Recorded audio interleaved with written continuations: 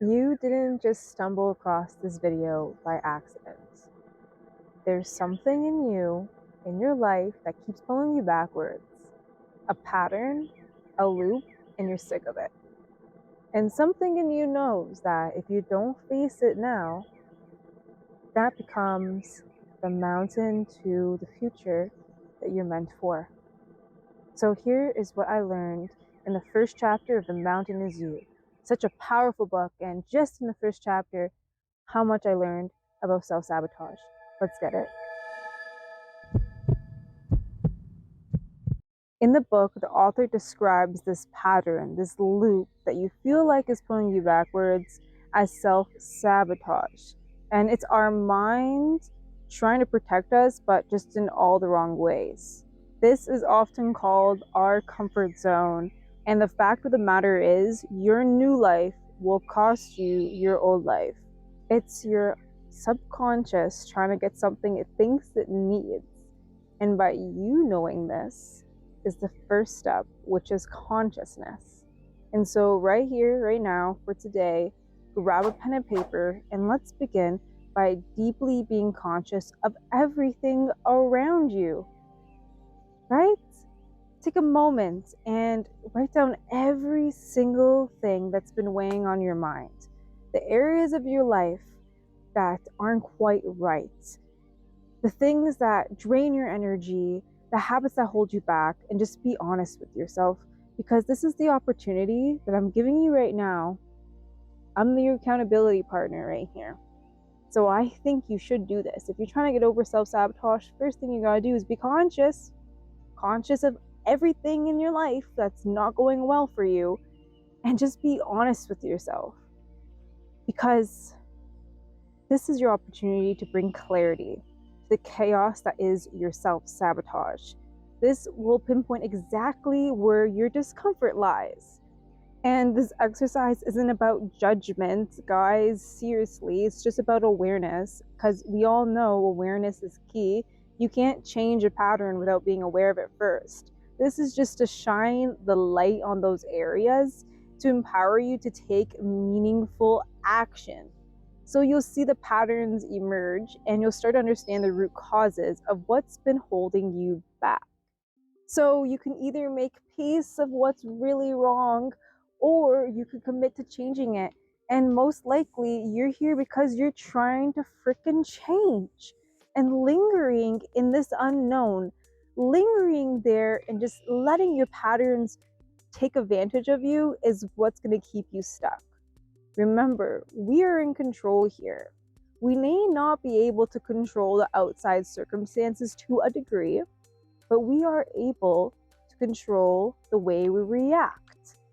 What I'm doing here is trying to help you guys figure out what your rock bottom is. Because rock bottom isn't failure, it's actually a turning point. It's actually like the hero's journey, where the ego dies and you rise up. Oftentimes, many of these successful people have hit a rock bottom in order for them to get this motivation to truly change your life. And that's when people realize that, yeah, your new life will cost you your old one. So people like Clark Heckley, who I look up to, he often talks about how his rock bottom is what got him to where he is today, a successful YouTuber, a successful businessman. You realize that you never want to be there again. And when you remember that, it's time to change. So let's narrow it down. How do you know you hit your rock bottom?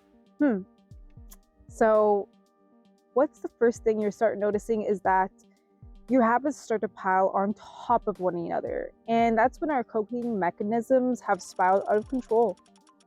And you're tired of your own excuses, guys. You're just tired of it. You keep trying to procrastinate your way out of feeling your emotions and seeing what's truly wrong. Consciousness, guys, it's all about consciousness. Oh, the emotions you were trying to resist can no longer be hidden, right? And that's when you guys truly start thinking, yeah, I don't want to be here again. I don't want to be at rock bottom. So what do we start doing? Now you're getting your consciousness together. You're figuring out what's could be the problem, what could be the pattern, what could be the loop. You start seeing, these are all the areas in my life that are not going well. Now let's try to find the root cause. So the first thing you do now is pinpoint this traumatic event. It doesn't need to be traumatic, okay? But that's just the word that the author used. It doesn't need to be something extreme, but you know what I'm saying, something that left a scar on you, something that somebody had told you. Maybe they told you without being malicious, but somebody had told you something, or something had happened when you tried something.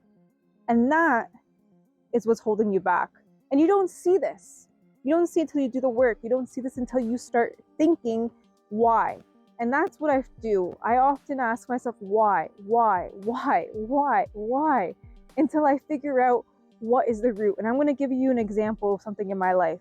But let me just go through the 3 steps that the author talked about. So first you pinpoint the traumatic event. Then you release the unprocessed emotions, because it's not yours to begin with. And you can't logic your way out of everything, right? That's when you also realize that your rock bottom is hit, because you can't logic your way out of your own problems, your own excuses. So you have to feel it to heal it, and whatever helps you, just sit with the emotions and stop carrying what wasn't yours to begin with. Now, this is when you start finding healthier ways to meet your needs and rewire your response to these things that's happening. And this means building emotional intelligence, building resilience, and choosing actions that is aligned with your new identity, the person you're trying to become. Because once again, I love that line that she said in the book, your new life will cost you your old one. And listen, I know we're afraid of losing so much. We're afraid that we're going to lose people along the way. But listen, we're going to be on this earth for a long time. You may move to another country, and there are going to be people who come with you, and there's going to be people who aren't. And the people who are meant for you will see you through. So don't worry. We all know that we always build new friend groups. We all know that if you become the new person that you want to be in, the new vibe that you want to be in, you're going to have to be on the same frequency level as those people. So why would you want to stick around people who are wanting your demise, right? Like, it's common sense to me that you need to pick and choose who's coming with you on this ride. And don't worry, you'll make new friends along the way, new friends that will encourage your growth. And so that brings me to the point where you need to list everything that you're afraid of, because all you're going to lose is what's built for the person you no longer are. And understanding your fears and really seeing them through often show you it wasn't as bad as you thought. And that is actually going to be another video I'm coming out with, was that your plan B doesn't mean that your plan A failed. Sometimes when you look at your fears and you write them down in front of you, you realize that they actually aren't as bad as they seem. And that you can rewire them and you can work through them, because you want to go places, and that can't fucking stop you. Self-sabotage shows up in my life as procrastination. When I get frustrated and I just want to leave. And a great example of this is that I'm in school for the first time in 10 years, since high school, for something that means something to me. So right now I'm in school for carpentry. It's a pre-apprenticeship program, so it's only 10 weeks. So it's just a little taste of carpentry. And this is actually my plan B to my main job, which is working on the automotive assembly. And with all the politics, our job is uncertain. So you need a plan B. Wink. So here I am in school, but I'm also getting frustrated. My learning style is different. So sometimes I don't get things and I just want to leave. I want to go home. But I know that that's just my fear. I know that that's self-sabotage. And I know what's beyond that fear. If I just stick around and I squash this fear and I tell my comfort zone to F off, I know that there's so much possibility behind that mountain. I'm there for a reason. I'm in school for a reason. I need this skill for a reason. There's so many things and opportunities that can be opened through this. Even if I don't decide to get into carpentry, this is an amazing opportunity, and I am blessed to be able to take it. I also see where self sabotage shows up when I'm in the shop class and I'm scared to use a skill saw. And when I say to pinpoint the traumatic events, technically, this isn't traumatic, but it's a reasonable fear that I'm scared I'm going to cut off a finger. I'm scared I'm going to cut off an arm.